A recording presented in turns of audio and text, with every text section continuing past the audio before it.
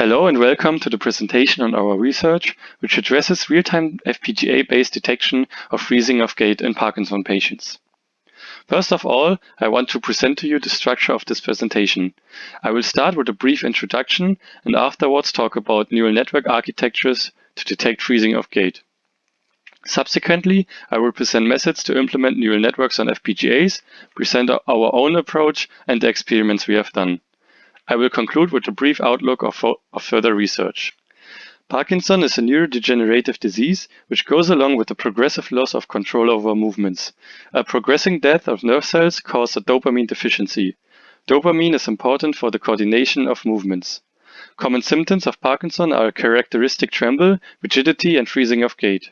Freezing of gait is a phenomena which might occur during movements and walking. Patients might suffer unexpected freezes during movements, which bear a risk of falling and injury. Parkinson can't be cured. A drug therapy is possible, however, mostly is only effective for a few hours, especially when patients have taken drugs for multiple years. Thus, the risk of freezing is not reduced. An alternative therapy approach is so-called cueing. Cueing signals can help to release the freezing. The first example of such a cueing strategy is so-called visual cueing. Visual markers, for example lines on the floor, can help patients to focus on their movement and keep a constant stride length, therefore mitigate effects of freezing. According to current research, this cueing might have positive effects on certain areas of the brain, which are mentioned here.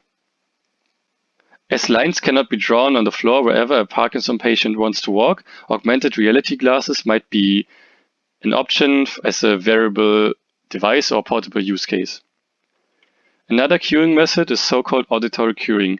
Regular sounds with a certain beat might help patients to maintain constant walking speed and resolve a freezing as well.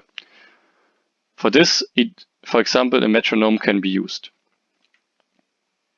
A possible problem of those cueing methods, however, is the habituation effect.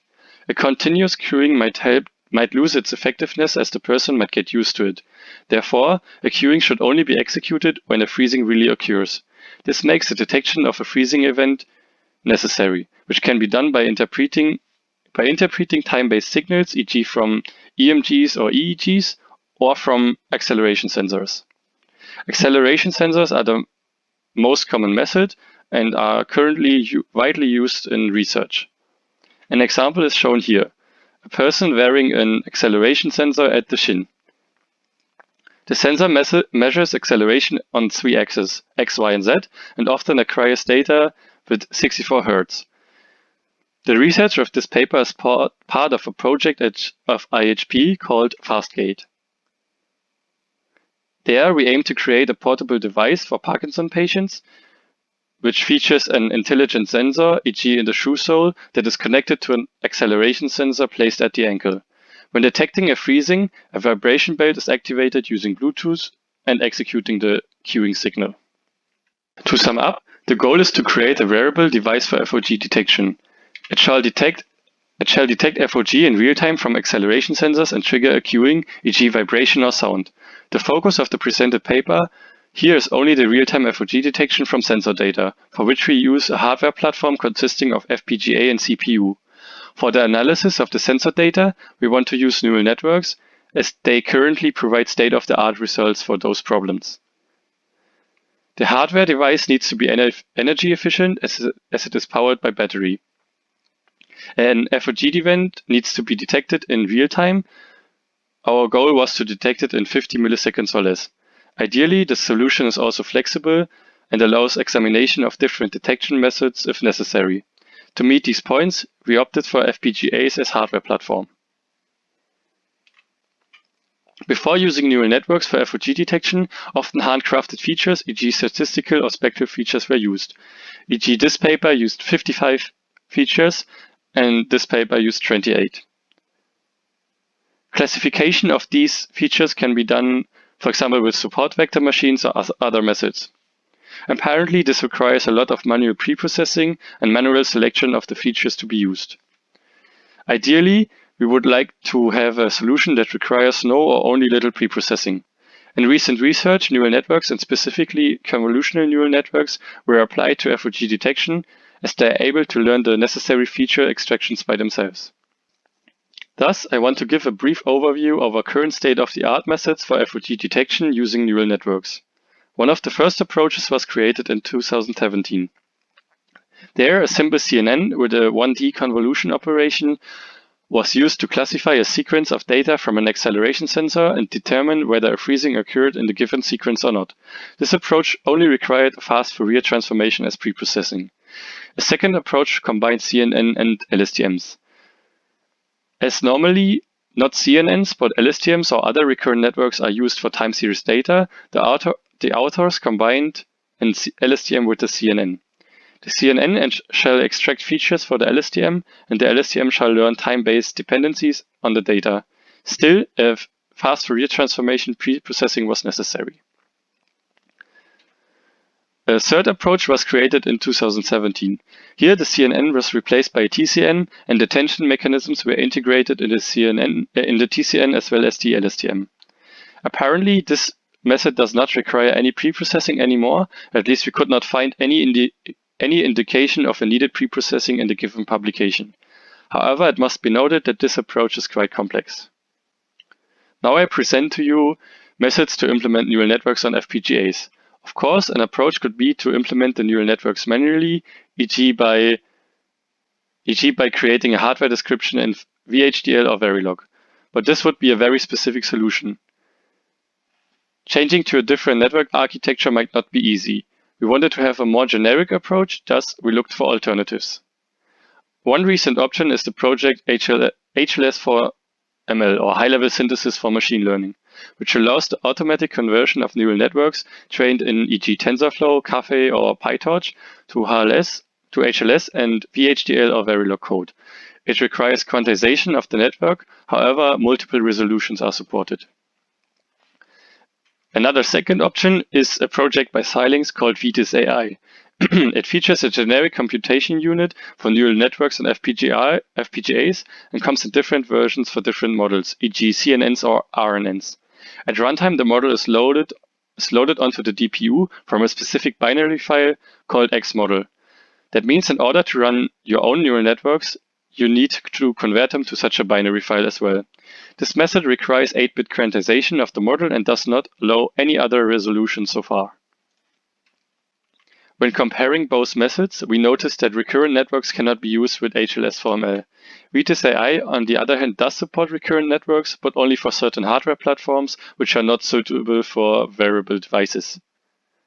When it comes to temporal convolutional networks, HLS4ML supports only non-causal variants, as it does not support one-dimensional convolution operations. However, a one-dimensional convolution can be expressed using two-dimensional operations. But for this, only non-causal padding is supported by HLS4ML, so only symmetric padding is supported. Vitis AI, on the other hand, supports causal and non-causal variants. Here, two one-dimensional convolution operations are not supported, but manual causal padding can be done using padding layers, e.g. TensorFlow's padding operation. As Vitis AI supports more layers and network types and provides very good performance, we chose this method for our work. As RNNs are not an option neither with HLS4ML nor with Vitis AI, we opted for TCNs as alternatives. Current research suggests that they might outperform LSTMs on a variety of tasks anyways, and also come with some benefits. For example, they can be computed in parallel and parallelized, which is beneficial especially for FPGAs. As I mentioned, Vitis AI does not support one-dimensional convolution operations, and two-dimensional convolutions cannot use causal padding, which is symmetric padding. Therefore, according to this paper, TCNs were considered not compatible with Vitis AI.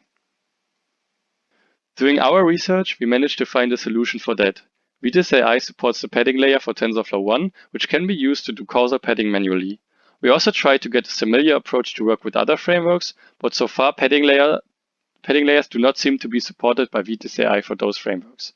It must be noted that we used Vitis AI in version 1.3, and recently version 1.4 has been released, so it might be that in that version padding layers are supported for those frameworks as well.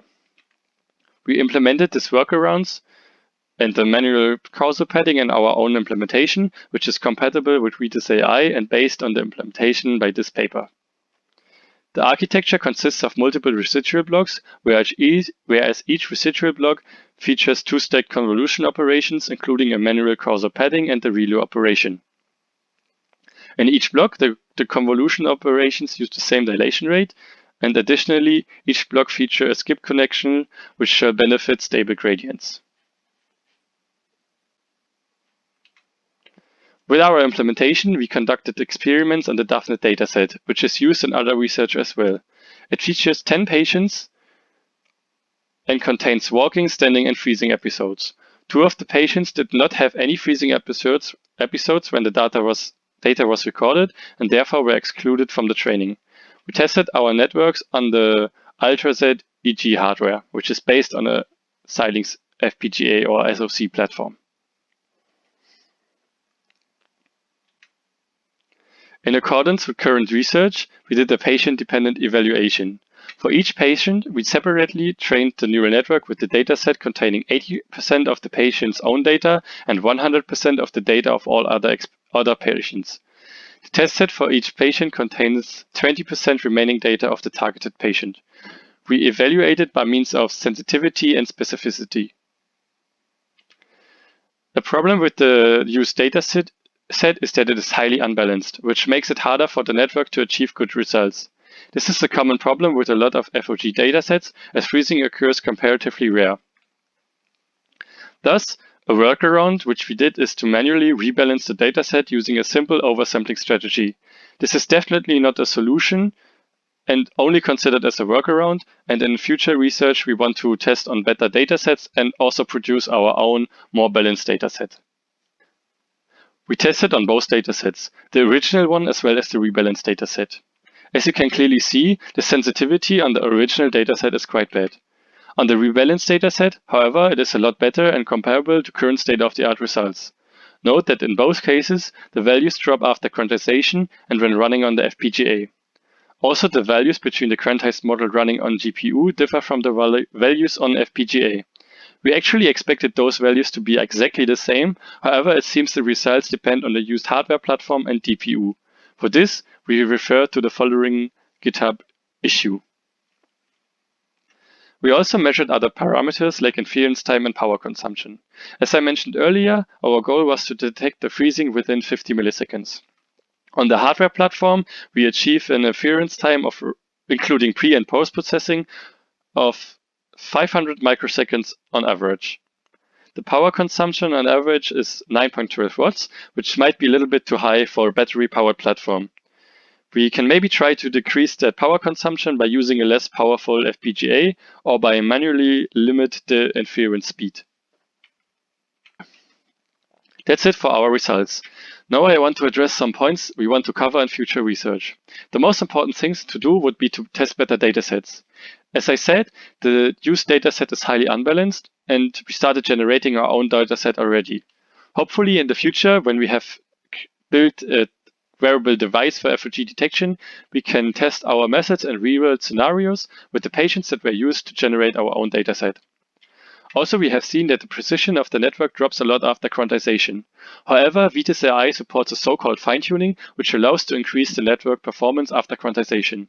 We already tested that and achieved better results, and will publish our findings in future literature. Also, we might test different network architectures and methods, like different TCN variants, for example. That's it with the presentation. Now I want to present to you our used sources.